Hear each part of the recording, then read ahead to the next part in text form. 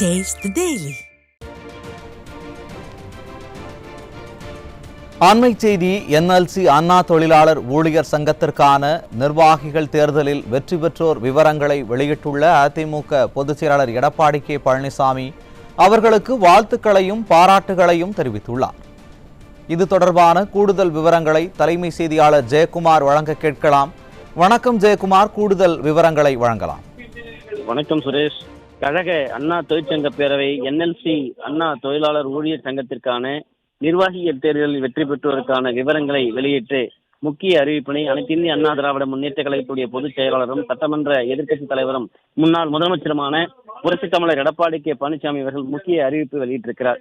அவர் வெளியிட்டிருக்கக்கூடிய அந்த முக்கிய அறிவிப்பில் கழக அண்ணா தொழிற்சங்க பேரவை குறிப்பாக கனரக தொழிற் பிரிவு என்எல்சி அண்ணா தொழிலாளர் ஊழியர் சங்கத்திற்கான 9/1/2025 அன்று நடைபெற்ற தேர்தலில் கீழ்கண்டவாறு கீழ்காணும் பொறுப்புகளில் வெற்றி பெற்றுள்ளதை அங்கீகரித்து இன்று முதல் அவர்கள் பொறுப்புகளை ஏற்று பணியாற்றிட அனுமதிக்கப்படுகிறார்கள் என்று தெரிவிக்கப்பட்டிருக்கிறது.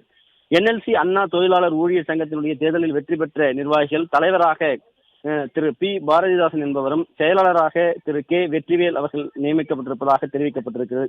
பொருளாளராக திரு டி அமல்ராஜ் அவர்கள், அலுவலக செயலாளராக திரு எஸ் ஜாகிர் ஹுசேன் அவர்கள் நியமனம் செய்யப்பட்டிருப்பதாக தேர்தலில் வெற்றி பெற்றிருப்பதாக தெரிவிக்கப்பட்டிருக்கிறது. துணைத் தலைவராக சுரங்கம் 1 என்கிற அலகில் திரு எம் ஜெயக்குமார் அவர்களும், திரு ஜே ஹென்றி டேனியல் அவர்களும், திரு கே மணியன் அவர்களும் வெற்றி பெற்றிருப்பதாக தெரிவிக்கப்பட்டிருக்கிறது. பகுதி செயலாளராக திரு கே அன்பழகன், திரு எம் ஆர் ரவிச்சந்திரன், திரு கே அண்ணாதுரை, திரு கே லட்சுமணன், திரு எஸ் கண்ணதாசன் அவர்கள் வெற்றி பெற்றிருப்பதாகவும், சுரங்கம் 1A என்ற அந்த அலகில் துணைத் தலைவராக திரு எல் ராஜசேகரன், பகுதி செயலாளர்களாக K R Venkatesan, G Gauthaman வெற்றி பெற்றிருப்பதாக தெரிவிக்கப்பட்டிருக்கிறது. சுரங்கம் 2இல் துணைத் தலைவராக S Murugan, P Ramakrishnan, T Murugan, பகுதி செயலாளராக P Poongudi Raja, P Arokiyadas, P Balasubramanian, G Sadagopu, N Rangan ஆகியோர் வெற்றி பெற்றிருப்பதாக தெரிவிக்கப்பட்டிருக்கிறது. அதே போன்று டிபிஎஸ் 2 என்கிற எக்ஸ்டன் பகுதிகளில் துணைத் தலைவர்களாக கே அருள் செல்வன், ஆர் சங்கர், பகுதி செயலாளராக A K Kuppusamy, V Selvaraj, V Shankar ஆகியோர் வெற்றி பெற்றிருப்பதாக தெரிவிக்கப்பட்டிருக்கிறது. என்எஸ்யு டிரான்ஸ்போர்ட் என்கிற அந்த அலகில் துணைத் தலைவராக டி கருணாநிதி, பகுதி செயலாளராக வி பி அப்துல் பஷீர், அதே போன்று ஆர் தமிழ்ச்செல்வன், ஆர் வேங்கை மாறன் ஆகியோர் வெற்றி பெற்றிருப்பதாக தெரிவிக்கப்பட்டிருக்கிறது. டிபிஎஸ் அலகு 1 மற்றும் டிபிஎஸ் அலகு 1 இஎக்ஸ்பிஎன் என்கிற அந்த அலகில் துணைத் தலைவராக மணிவண்ணன் வெற்றி பெற்றிருப்பதாகவும், பகுதி செயலாளராக எம் குமரன், அதே போன்று எஸ் ரவிச்சந்திரன் ஆகியோர் வெற்றி பெற்றிருப்பதாக தெரிவிக்கப்பட்டிருக்கிறது. எம்எம்சி ஜிஹெச் எல்என்டிசி அண்ட் கார்டு என்கிற அந்த அலகில் துணைத் தலைவராக என் அசோகன், பகுதி செயலாளராக முருகேசன், எம் நடராசன் ஆகியோர் வெற்றி பெற்றிருப்பதாக தெரிவிக்கப்பட்டிருக்கிறது. அதே போன்று டிஏ என்கிற அந்த பகுதியில் துணைத் தலைவராக பி ராஜேந்திரன், பகுதி செயலாளராக பி சுப்பிரமணியன் வெற்றி பெற்றிருப்பதாக தெரிவிக்கப்பட்டிருக்கிறது.